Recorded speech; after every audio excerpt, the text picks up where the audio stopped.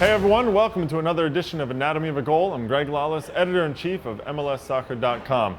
On the surface, target play seems easy. You check back to the ball, you lay it off. But knowing the right time and the right run is not quite that simple. And although Sporting Kansas City's Claudio Bieler may not be a classic number 9, he made it look easy in a 4-0 win over Chivas USA on May 5th, 2013, when his target play keyed a well-worked goal eventually finished by Zusi. Let's wind it back and break it down.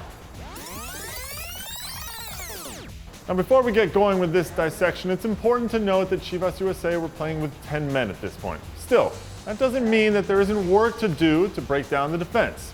In this case, that work begins when Bieler checks back and receives a nice entry pass from Oriol Rosell. Look how Bieler's run draws the attention of 3 Chivas defenders, including the center back Joaquin Velasquez. And as the old adage goes, if one player draws a crowd, someone else is open, or will be open. After Bieler plays a simple square ball to Paulo Nagamura, look, he's open, the attack is in full swing. Sporting are rushing forward, 5-on-4, and the Chivas backline is in disarray. And yet, rather than driving into the heart of the Chivas backline, Nagamura chooses to go sideways. It ends up being a clever choice, and he plays it perfectly. Watch Nagamura's little delay with the ball. Rather than playing the ball to the streaking Peterson Joseph, Nagamura waits for Joseph's run to occupy the outside back, which then opens space for the pass to Josh Gardner. Nagamura's square ball has a few other interesting implications though. For one, it allows the Chivas defense to regroup. They're no longer outnumbered. But the other thing to notice is what it does to Chivas' other center back, Bobby Burling. From the start of the play, Burling has been tracking Zusi.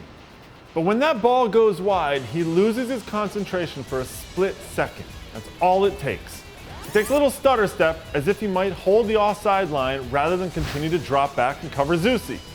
That moment of hesitation gives Zusi an extra step. Plenty for him to get on the end of Gardner's cross and redirect it into the back of the net. But wait, considering Zusi got the goal, Gardner got the assist, and Nagamura had that little play in the middle, what was all that talk about Bieler?